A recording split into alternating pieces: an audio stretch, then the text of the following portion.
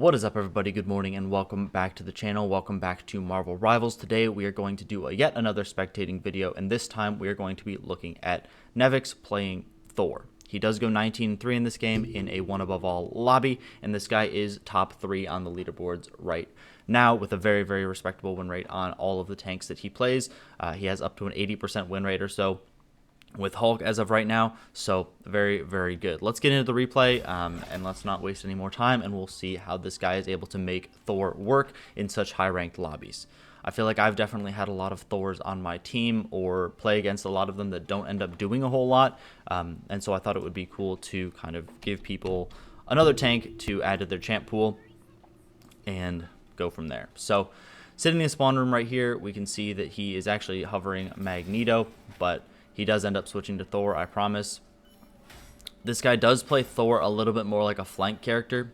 He does have Doctor Strange on his team, and that's going to be pretty important, I think. So swaps to Thor here, and we will close that. If you don't know what Thor does too, every time you use an ability you get about 100 overshield, so it is important to keep cycling your abilities. Immediately comes out of spawn and goes for height here to knock the Star-Lord off of it. Star-Lord can 1v1 him, but it's gonna push him off of where he wants to be, so that's very good. And he ends up opting for this full flank. Sees the Luna in the back here, pops his F and does a ton of damage.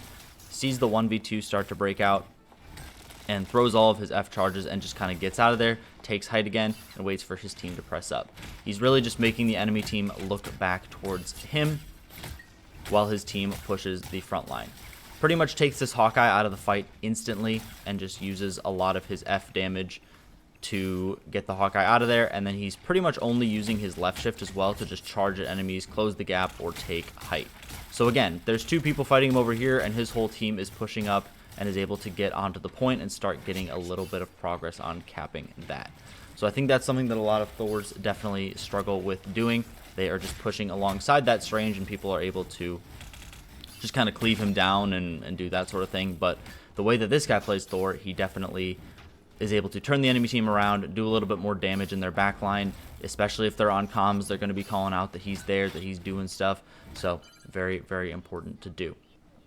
They end up taking the first point very quickly, especially in a lobby of this rank too, and he is just sitting here waiting on the side, waiting for the payload to push up a little bit, pops his F yet again, and starts chucking lightning at the Hawkeye.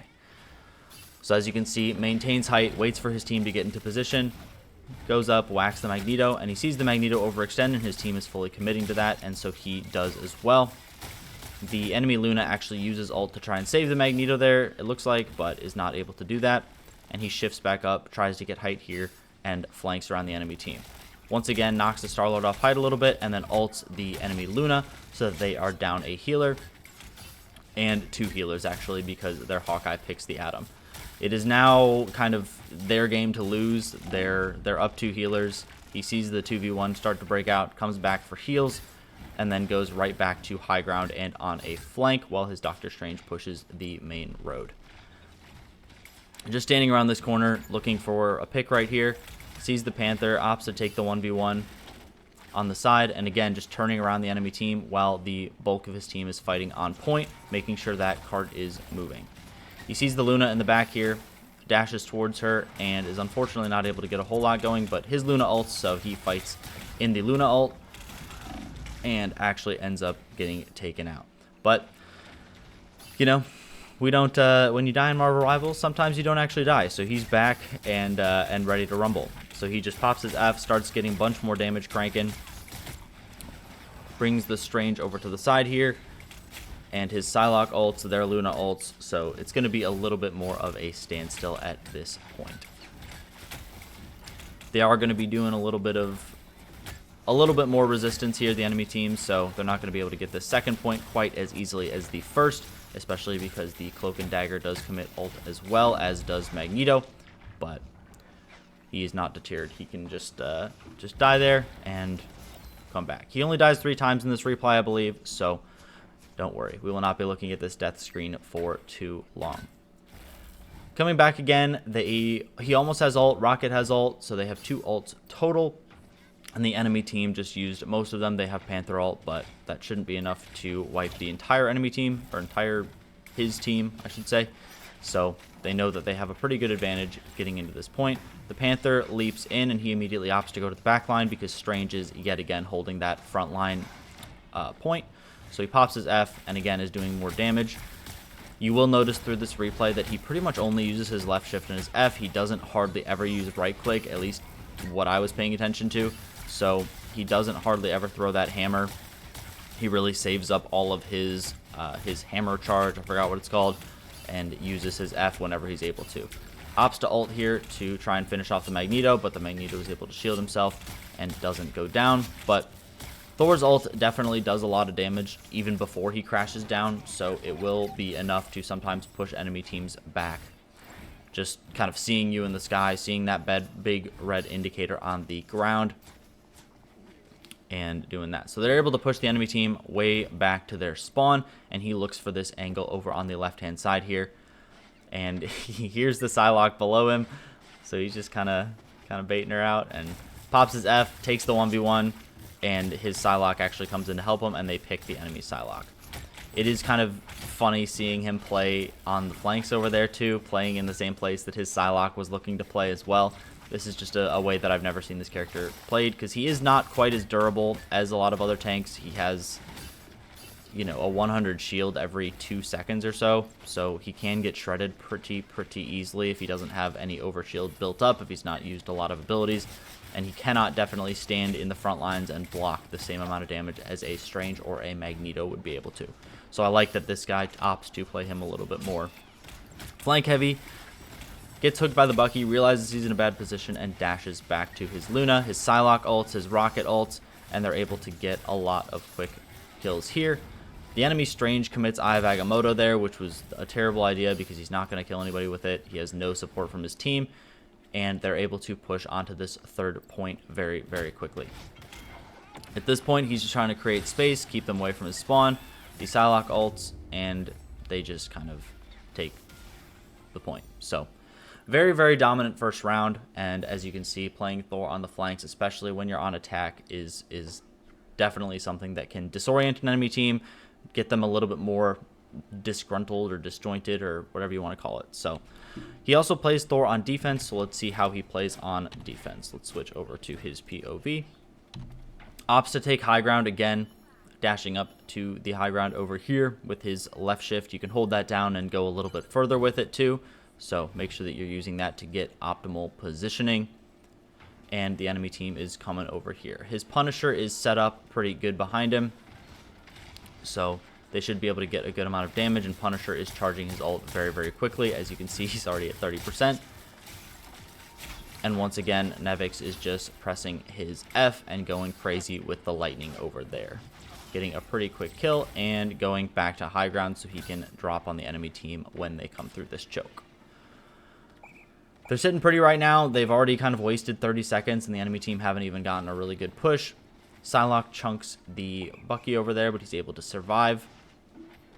And just being very patient on Thor. He doesn't need to overextend. He knows that he has the Strange holding down the main place where the enemy team is going to come in, and he is just able to do his own thing, apply some pressure from the sides, and make sure that once the enemy team commits on the Strange, he's able to get a little bit more damage from the side. He sees the Luna back here, drops on top of her, and just absolutely demolishes her. As you can see, this character does a ton of damage. He does get taken out, but without the Hawkeye, I mean, the enemy team pretty much just gets wiped there. They have no healers, and their healers are nowhere near the enemy team. So as you can see, getting picks on Thor is actually pretty easy. You just hit your 3-piece, and that Luna just melted. So his F can definitely do a lot of damage, which I would guess is why he pretty much holds all of his hammer charges for that. Again, going up to this high ground, this is his chosen perch for the map. Again, waiting for the enemy team to come through, knowing that Strange is holding it down. He sees someone start to pass through that little choke, and he gets behind the Strange, starts to apply some pressure behind him. They're able to take him out, and that effectively ruins the enemy's team. Something that the enemy probably should have done was just switch to another tank. I think that probably would have been good. I'm not sure if that's something that higher rank, like if this is meta what the enemy team is doing, or off meta or whatever. It kind of seems like it's off meta. But it seems like they need another tank, because as soon as their Strange goes down, they pretty much waste 30 to 40 seconds every time just waiting for him to come back, reset up. They go for a portal here and are actually able to pick his Punisher. And they come in hot, they pop Cloak and Dagger ult, create a nice little trail of smoke that they can push onto point in. Their Luna also ults, which seems like a little bit too much overlap at the moment, but he just kind of waits, he's patient, he knows that he's not going to do anything by going in there, he's just going to take a lot of damage and might not get healed, so he waits for the Punisher to actually set up a turret, and gets an ult, gets a bunch of ult ticks, and they are able to get a quad even when the enemy pops Luna ult, Cloak ult, and just goes crazy on him with Psylocke ult too, I believe. So being patient on this character, using your ult when you can get a lot of value out of it. That Punisher just committed to turret, so he is standing still for a good amount of time, making sure that he can get that double dip damage from Thor ult as well. And just like that, they are back in the driver's seat. He is just standing on high ground here, once again holding down this choke. The Strange starts to step up, and he gets some damage from behind him, making sure that the Strange is not feeling confident about stepping up at all. Realizes that he's taking a little bit of damage and jumps back for heals. Hawkeye also ults too, so he's trying to stay safe from that, even though he does leave a couple after images in his path. The enemy Doctor Strange actually opts to ult here, and their rocket goes down, so they are down a healer on this point. But once again, popping his F, going absolutely massive on the damage too. And the Psylocke is able to get a 2-piece there. And once again, the enemy is down a healer and a tank, so they cannot make another push. Just charging up his hammer, getting a little bit of high ground, and looking to hold down the choke over there. Get a little bit more space, even though the enemy team is not even able to touch. So, very, very dominant Thor gameplay. I hope that helped you guys learn a little bit more about what you can do as Thor. Definitely don't play him as a main tank, a blocking tank. You cannot take that much damage unless you have very, very good healers or the enemy team is just bad.